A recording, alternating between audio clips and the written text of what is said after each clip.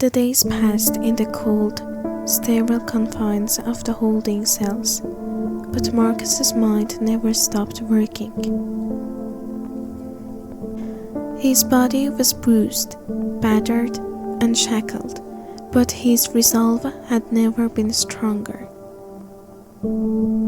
He knew one thing: he wasn't going to rot in prison for someone else's betrayal. He had made mistakes, sure, but he wasn't about to let Lisa waltz away with his freedom, his money, and his reputation. The walls of the prison were closing in, but his connections, old contacts from past jobs, from the underground world, hadn't forgotten him. Through the grapevine, he heard whispers of Lisa's new life. She'd gotten out clean, no charges, no trace. She was already spending the stolen money, laying low in some obscure part of the city, far from the head of the law. But Marcus had one advantage: Lisa had underestimated him. She thought he was broken. She thought she'd played him. But in the world they lived in, trust was a luxury, and betrayal wasn't something you could walk away from. Marcus, though trapped behind bars, was already planning.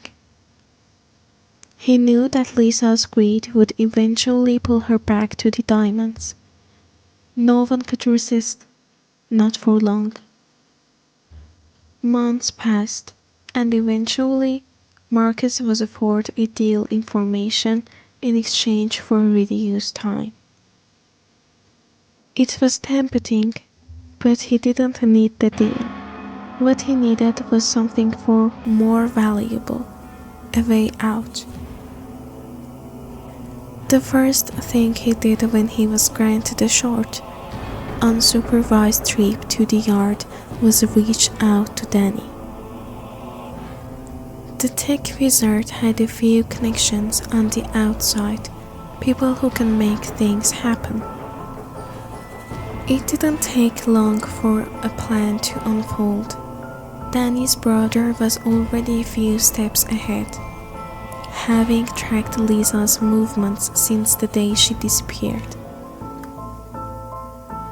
All Marcus needed now was the right moment. That moment came a week later.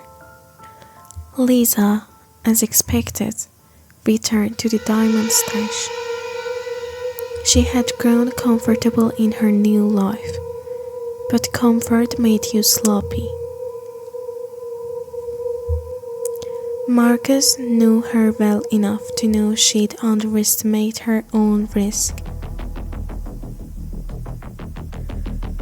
Her final mistake would be believing that the people she'd left behind could be so easily disposed of.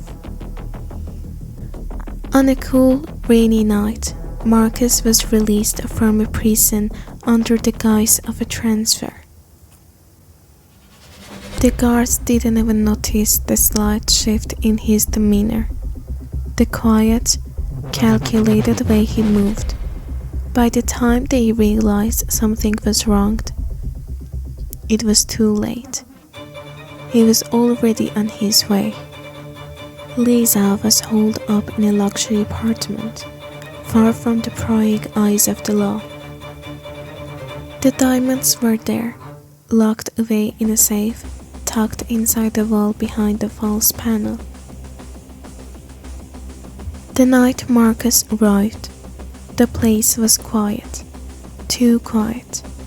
She had already left for a meeting. Trusting the safe would keep her precious haul protected. But she had underestimated one thing. Marcus knew exactly how to find her, and he had nothing to lose. The safe was challenged, but not for someone like him. Years of experiences, countless jobs, it all came back to him. Within minutes, the panel was open, the diamonds in his hand, and the truth clearer than ever.